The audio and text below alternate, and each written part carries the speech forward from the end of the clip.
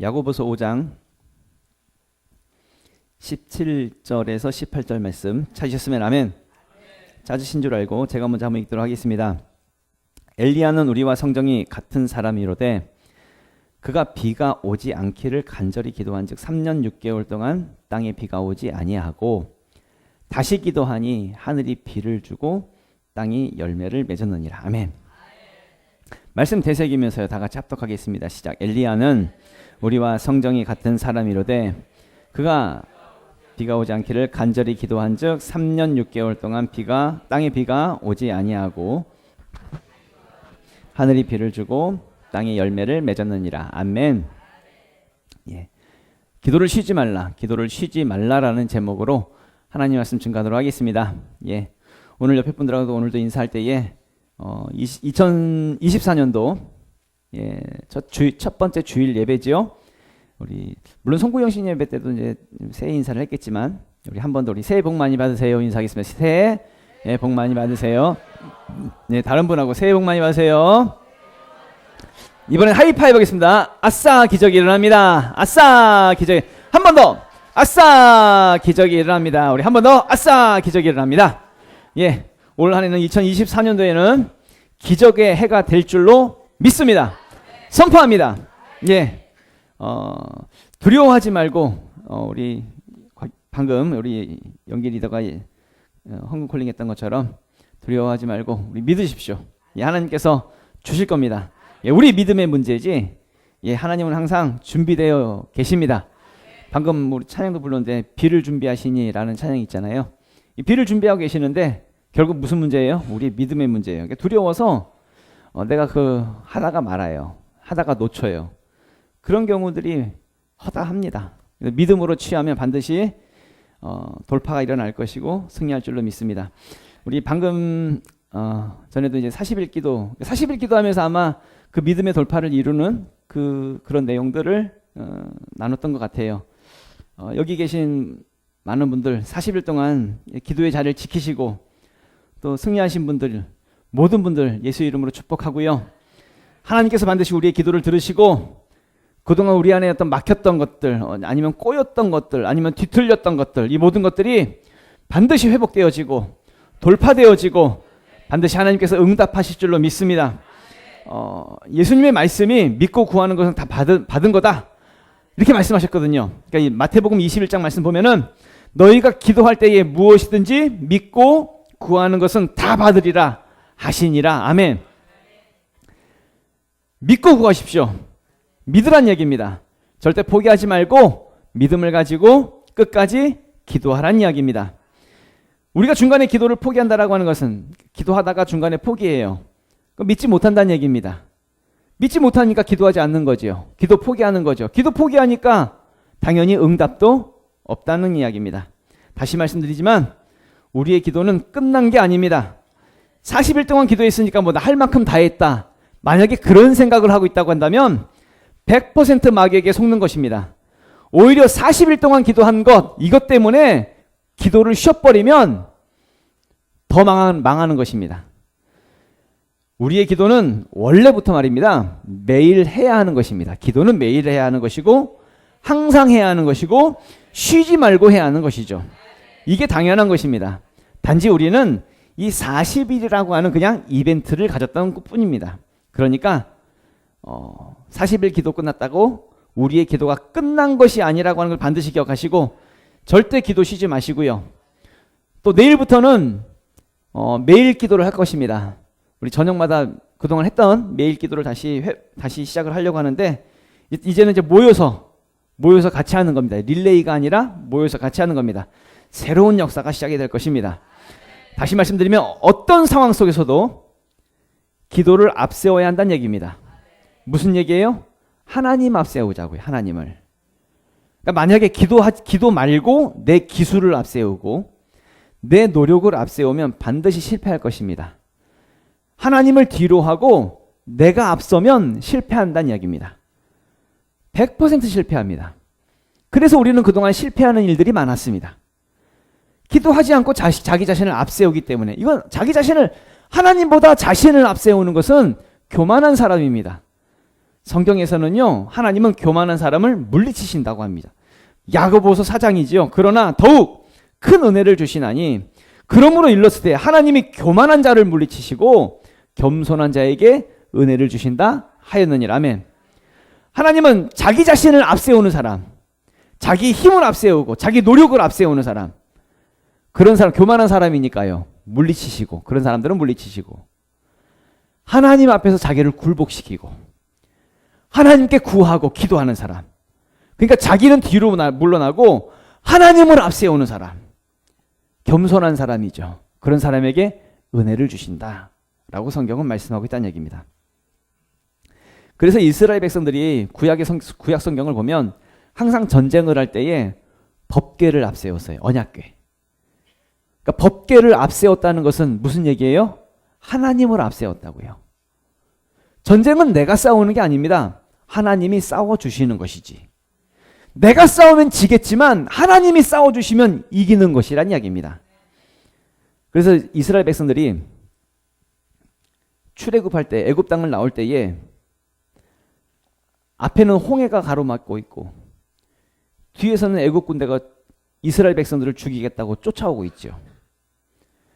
아니, 하나님께서 가나안 땅을 주시겠다고 했으니까 애굽 땅을 나왔으면 탄탄대로가 열려 있어야 되는데, 가나안 땅을 주시겠다고 했으니까 무조건 다 잘 될 줄 알았는데, 애굽 땅을 나오면서부터 시작하면서부터 홍해가 막고 있는 거예요. 뒤에서는 애굽 군대가 쫓아오고 있는 거예요. 진짜 이러지도 못하고 저러지도 못하는 진퇴양난입니다. 그때 모세와 이스라엘 백성들이 하나님께 부르짖어서 기도합니다. 기도했더니 하나님 말씀하시기를, 출애굽기서 14장 14절이죠. 여호와께서 너희를 위하여 뭐 하시리니?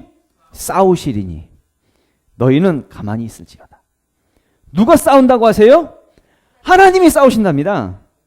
기도하니까 하나님이 싸우신대요. 기억하십시오. 내가 기도하면 누가 싸운다고요? 하나님이 싸우신다고요. 한번 생각해 보십시오. 이스라엘 백성들이 앞에 있는 이 홍해, 이 바다의 문제를 어떻게 해결합니까? 아니면 뒤에서 쫓아오는 애굽 군대를 어떻게 해결합니까?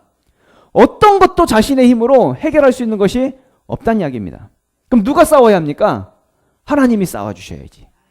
내가 싸우는 것이 아니라 하나님이 싸워주셔야지. 그럼 하나님을 싸우게 만드는 그 능력은 무엇입니까? 기도란 이야기입니다. 기도. 하나님이 싸우시겠다고 말씀하신 뒤에 14절 말씀이죠. 그 다음 구절 15절 말씀 보면은, 여호와께서 모세에게 이르시되 너는 어찌하여 내게 부르짖느냐? 이스라엘 자손에게 명령하여 앞으로 나아가게 하고 지팡이를 들고 손을 바다 위로 내밀어 그것이 갈라지게 하라. 이스라엘 자손이 바다 가운데서 마른 땅으로 행하리라. 아멘. 하나님께서 내가 싸울 거다 이렇게 말씀하신 다음에 그 다음에 말씀하시는 것이, 너는 어찌 내게 부르짖느냐 이렇게 말씀하세요. 그럼 모세와 이스라엘 백성들이 지금까지 뭐하고 있었던 거예요? 부르짖고 있었던 거예요. 기도하고 있었던 거예요. 그러니까 뭐라고 말씀하세요? 어찌 이제 내게 부르짖냐고, 이제 그만 기도하라고. 그만 기도하고 뭐 하래요? 지팡이를 들고 바다 위로 나가라고. 바다에 내밀라고. 그럼 바다가 갈라질 것이고 바다 가운데로 이제 마른 땅으로 가게 될 거라고. 그렇게 말씀하고 있다는 얘기죠. 우리가 기도했으면 이제 앞으로 나아가는 겁니다. 구했으면 가만히 있지 말고 찾으란 이야기입니다. 구하고 찾고 문을 두드리라고요. 하나님 앞세우고 나아가는 것입니다. 그러니까 믿음으로, 찾으면서 믿음으로 나아갈 때에 반드시 된다는 이야기입니다. 우리가 기도하고 하나님이 싸우시면 그러면 되는 것입니다. 우리가 기도하고 하나님 앞세우면 그러면 되는 것입니다. 그러니까 기도하자고요. 기도 포기하지 말고, 40일 끝났다고 멈추지 말고, 쉬지 말고 기도하자는 얘기입니다. 악한 마귀는 어떻게 해서든지 우리의 긴장을 늦추려고 해요. 40일 끝났으니까 기도에 대한 긴장까지 놔버리라고 합니다. 그럼 100% 지는 겁니다. 성경에 나오는 대부분의 많은 기도의 사람들, 승리한 사람들, 그 기도 응답의 비결을 보면 끝까지 포기하지 않고 기도합니다. 그랬더니 응답받더란 이야기죠.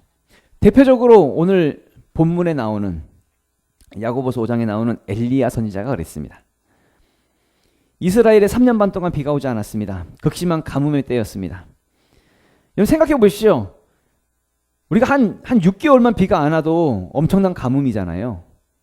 근데 3년 반 동안 비가 오질 않았습니다. 그래서 이스라엘의 바알신, 이방신이죠. 바알신을 섬기는 제사장 450명이 기우제를 드립니다. 그리고 아세라신을 섬기는 제사장 400명이 기우제를 드립니다. 근데 소용없는 겁니다. 오히려 이런 이방신, 우상숭배가 일어날 때에 하나님께서 불을 내려가지고 그 번제물과 나무와 돌과 흙과 심지어 남아있는 그 또랑의 물까지도 다 그냥 태워버립니다. 그 내용이 열왕기상 18장에 나오죠. 이에 여호와의 불이 내려서 번제물과 나무와 돌과 흙을 태우고 그 도랑의 물을 핥은지라.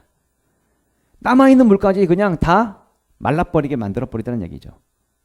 우상숭배, 그러니까 이방신에게 제사를 드리고 이방신에게 기도를 하니까. 그때 이제 엘리야 선지자 혼자서 갈멜산에 혼자 올라가서 하나님께 비를 내려달라고 기도를 합니다. 열왕기상 18장 42절부터의 말씀이죠. 아합이 먹고 마시러 올라가니라. 엘리야가 갈멜산 꼭대기로 올라가서 땅에 꿇어 엎드려 그의 얼굴을 무릎 사이에 넣고 그의 사환에게 이르되 올라가 바다 쪽을 바라보라. 그가 올라가 바라보고 말하되 아무것도 없나이다. 이르되 7번까지 다시 가라.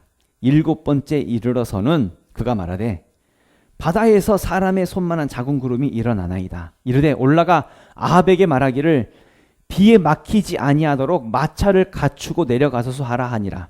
조금 후에 구름과 바람이 일어나서 하늘이 깜깜해지며 큰 비가 내리는지라. 아합이 마차를 타고 이스라엘로 가니 여호와의 능력이 엘리야에게 임함에 그가 허리를 동이고 이스라엘로 들어가는 곳까지 아합 앞에서 달려갔더라. 아멘. 엘리야 선지자가 하나님께 기도할 때에 얼굴을 무릎 사이에 놓고 기도하지요. 열심히 기도합니다. 기도하고 나서 사환에게 가서 저쪽 바다 쪽을 좀 보라는 거예요. 자기 종에게 사환 쪽을, 이제 바다 쪽을 좀 보라는 거예요. 그러니까 아무것도 없나이다 그렇게 얘기해요. 그리고 두 번 기도합니다. 3번 기도합니다. 한 6번까지 기도해가고 바다 쪽을 보라는 거예요. 근데 6번까지 기도하고 바다 쪽을 봤는데 아무것도 없어요. 아무런 징조도 나타나지 않습니다. 그럼 여기서 기도를 포기해야 할까요? 한 6번쯤 기도했으면 기도할 만큼 했다라고 생각해야 할까요? 이 정도 기도했으니까 기도를 쉬어야 될까요? 아니란 얘기입니다. 엘리야 선지자는 포기하지 않고 계속 기도합니다. 7번째 기도했을 때 저쪽 바다 저쪽 끝에서 손만한 작은 구름이 일어나더란 이야기입니다. 그 구름의 징조를 보고 엘리야 선지자는 아합 왕에게 말하죠. 큰 비가 내릴 테니까 빨리 마차를 타고 산 밑으로 내려가라고. 그렇다고 한다면 우리가 기도할 때에 언제까지 기도해야 될까요? 1번 기도하고 2번 기도하고 한 3번쯤 기도하고 한 6번쯤 기도한 다음에 안 되나 보다. 6번까지 기도했는데 안 되나 보다. 실망하고 낙심하고 의심하면서 포기해야 할까요? 그러면 정말 안 됩니다. 기도는 계속해야 된다는 얘기입니다. 언제까지요? 작은 손만한 구름이 보일 때까지. 그 기도 응답의 징조가 보일 때까지. 낙심하지 말고 포기하지 말고 끝까지 기도해야 한다는 이야기죠. 무슨 엘리야가 특별한 사람이어서 응답받은 것입니까? 무슨 엘리야가 엄청난 능력을 갖고 있어서 응답받은 것입니까? 아니란 이야기입니다. 오늘 본문은 뭐라고 얘기해요? 우리와 성정이 같다라고 이야기합니다. 첫 번째로 말씀을 나눌게요. 우리도 엘리야의 성정이라는 것입니다. 17절 말씀 다 같이 읽겠습니다. 시작. 엘리야는 우리와 성정이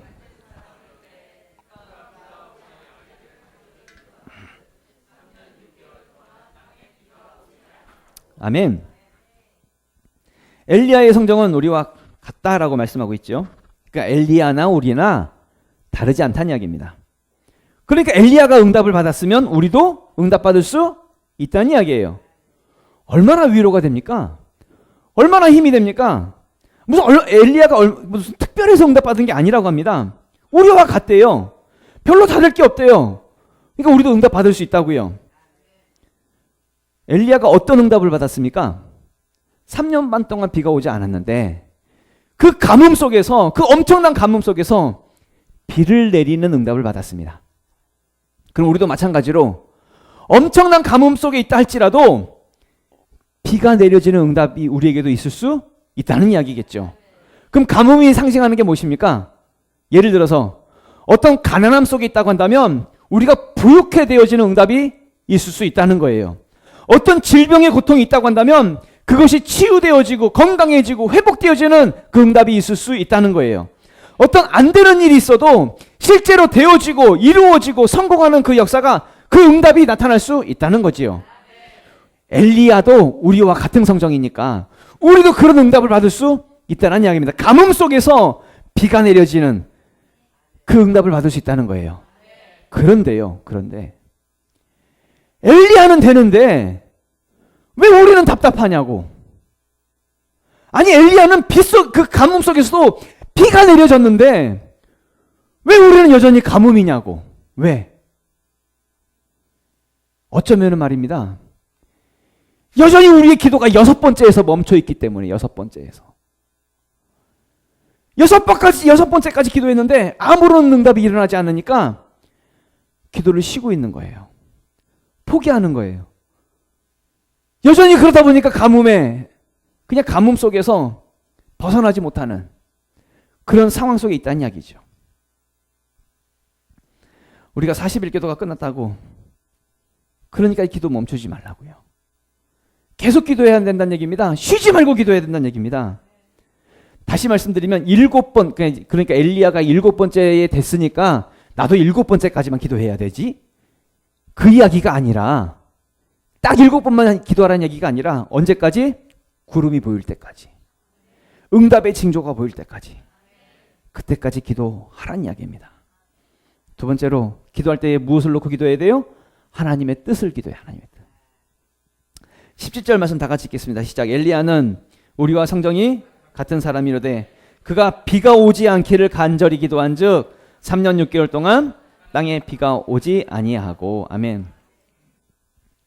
엘리야 선지자가 처음에는 무엇을 놓고 기도했대요?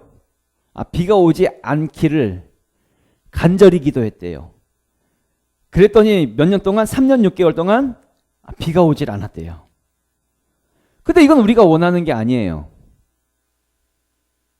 우리가 원하는 것은 뭐냐면 좀 제때 비가 왔으면 좋겠어요. 비가 와도 좀 적당히 왔으면 좋겠어요.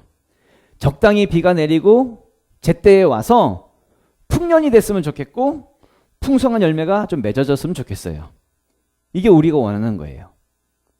아마도 인간적인 기준, 인간적인 생각으로 봤을 때 엘리야도 적당히 비가 내렸으면 좋겠고 이스라엘 땅에 풍년이 오기를 원했겠지요. 그런데 엘리야는 뭘 놓고 먼저 기도했대요? 비가 오지 않기를 먼저 놓고 기도했대요. 그럼 자기 뜻을 놓고 기도한 거예요? 하나님의 뜻을 놓고 기도한 거예요? 하나님의 뜻을 놓고 기도한 거예요. 하나님의 뜻은 뭐였냐면 그때 당시에 이스라엘 백성들이 악했거든요. 우상숭배, 방금 전에도 잠깐 얘기했지만 바알 신을 섬기고 아세라 신을 섬기고 우상숭배하고, 그때 당시에 왕 아합왕은 하나님을 믿는 선지자들을 잡아 죽이던 사람이었습니다.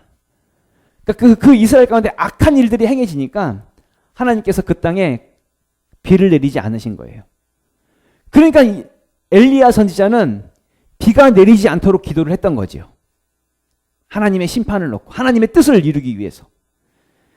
내 뜻을 놓고 기도하는 것이 아니라 하나님의 뜻을 놓고 엘리야 선지자는 기도하더라는 이야기입니다.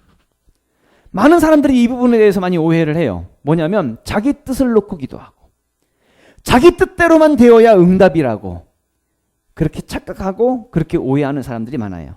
아니란 이야기입니다. 자기 뜻을 위해서 기도하는 것은 정력을 구하는 것이고 자기 욕심을 구하는 것입니다. 그래서 응답이 일어나지 않는 거예요. 그 야고보서 많이 말씀을 받죠. 야고보서 4장 3절에 보면 구하여도 받지 못하면 정욕으로 쓰려고 잘못 구하기 때문이라. 아멘. 우리가 기도한 우리의 기도가 응답받는 기도가 되길 원한다고 한다면 우리의 기도도 엘리야처럼 하나님의 뜻을 구하는 기도가 되어야 된다는 얘기죠.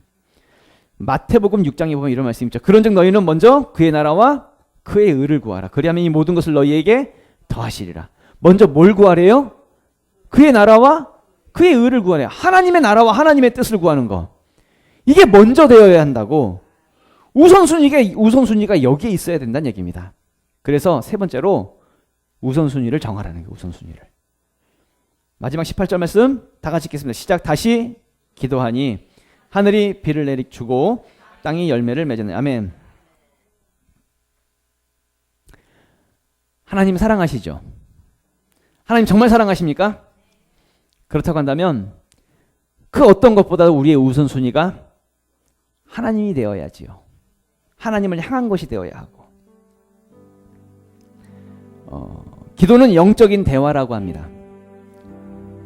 영적인 대화. 하나님과 막 얘기를 주고받는 거죠. 하나님을 사랑한다고 한다면 하나님과 대화하는 것이 이것이 즐거워야지요. 기뻐야지요. 기도할 때마다 막 기대감이 있어야 되고요. 사랑하는 사이 아닙니까? 실제로 이제 남자와 여자가 연애를 하면 서로 사랑하면 별다른 얘기를 하지 않아도 그냥 즐거워요. 단둘이 있는 그 시간이 기뻐요. 그냥 좋습니다. 그냥. 예를 들어서 이제 저도 이제 사모하고 연애할 때, 김자국 사모하고 연애할 때 그냥 그때 무슨 얘기를 나눴어요? 하나도 기억 안 납니다. 근데 그냥 같이 만나고 있는 것이 좋았어요. 그냥 그럴 뿐입니다. 제가 뭐 그 사람 꼬시려고 유창한 말을 많이 하고 무슨 뭐 또 얘기를 많이 하고 그래서 좋은 게 아니라 그냥 사랑하기 때문에 나누는 이야기 자체 그냥 그 별다른 이야기가 쓸데없는 얘기인데도 그냥 그것 자체가 좋고 그것 자체가 즐거웠습니다. 그래서 둘이 같이 있는 그 시간을 뺏기지 않았습니다. 다른 친구놈들이 나를 불러내도 이 시간이 좋으니까 친구들 만나지 않았습니다. 연애했지. 하나님을 그렇게 사랑하냐고요. 정말 하나님을 그렇게 사랑한다면 우리는 기도하는 것이 즐거워야 합니다. 유창하게 하나님을 향해서 유창하게 기도하지 않아도 뭐 많은 말을 하지 않아도 사랑하기 때문에 그냥 기도하는 것이 좋은 거예요. 사랑하면 이 기도하는 이 즐거움을 절대 뺏기지 않습니다. 하나님을 사랑하면 그 어떠한 것보다도 우선순위가 하나님을 만나는 것에 있어요. 이 기도하는 것에 있다는 얘기입니다. 그러니까 이 우선순위를 이것에 정하라고요. 이것에 40일 기도 마쳤으니까 조금 좀 쉬어야 되지 않나? 만약에 그렇게 생각한다고 한다면 하나님을 사랑하지 않는 겁니다. 아니면 사랑이 식었든지 우선순위가 다른 데 있는 겁니다. 하나님 사랑하십니까? 정말 사랑하십니까? 방금 전에 사랑하신다면서요. 그러면 그 어떤 것보다도 하나님과 단둘이 있는 시간을 즐겨야지, 기뻐해야지, 좋아해야지. 이것에 우선순위를 두라는 이야기입니다. 다 같이 일어나서 기도할까요?